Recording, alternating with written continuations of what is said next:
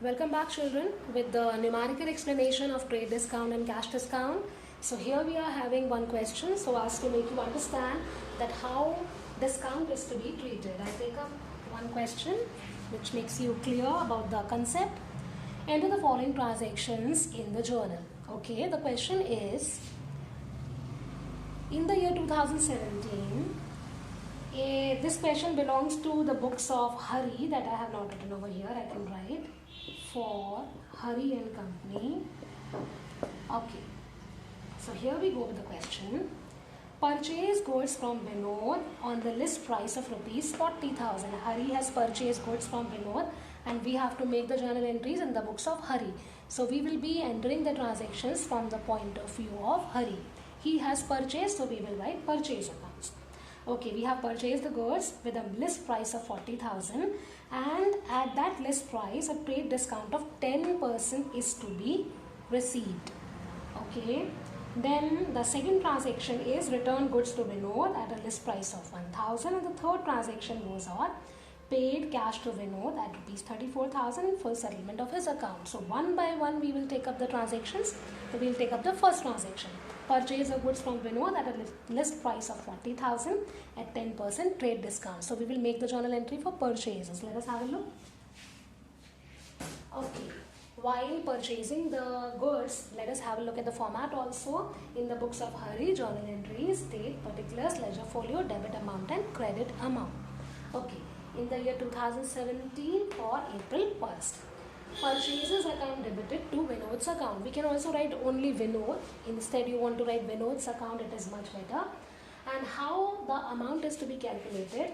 The original list price was 40,000 and we have received a trade discount of 10%.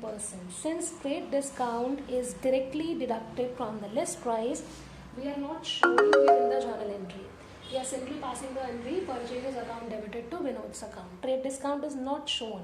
It is directly deducted from the list price. Here we can have a look at the calculation of discount. 10% of 40,000 turns out to be 4,000. Now the journal will be made with the amount of 36,000 on both the sides. Purchase will be now remaining at 36,000 after deducting 4,000 as a trade discount. The direct deductions will be made from the list price. Now the second transaction. Whatever goods we have purchased, we are returning the goods to Vinod worth rupees 1,000. Now, if the goods are to be returned on which we have already received a benefit, a discount of 4,000, how it is to be treated? Return of the goods. But first we have to calculate that whatever goods we are returning, how much discount we have received on that. So for that what we are doing, if the goods were of the list price of 1,000, what will be the trade discount that we must have already received as a deduction? Would have been 10% of 1,000, that is 100. Now, whatever goods will be returned will be 1,000 minus 100 equals to 900. List price minus trade discount equals to 900. Now the return entry will not be made with 1,000 but the return entry will be made with 900 because the trade discount which we have received earlier will also be deducted from the returns. So the journal entry will be Vinod's account debited to purchase returns account. Vinod's account debited to purchase returns account with the amount 900, not 1,000. We are returning these goods to Vinod. So we have also to deduct the trade discount which we have earlier received when we were purchasing the goods. Okay, the third transaction. The third transaction is paid cash to Vinod worth rupees 34,000 in full settlement of his account. Now finally we are making the final payment since we have purchased the goods on credit basis. So we are making the final payments to Vinod, but this time only 34,000 in full settlement of his account. Let us have a look at the calculations of this amount. Okay. So this is the question from the beginning. The list price was 40,000. The trade discount which we have received was 10% of 40,000 turning out to be 4,000. Now the actual price to be paid for purchases was 4,000. But what we did, we returned the goods worth rupees 900 after deducting the trade discount from the returns as well. Now the net payment which is to be made to Vinod is 35,100. I repeat, 40,000 was the list price, 4,000 was the trade discount. Now the actual payment to be made was 36,000. But we returned the goods to him, so we will reduce that money also.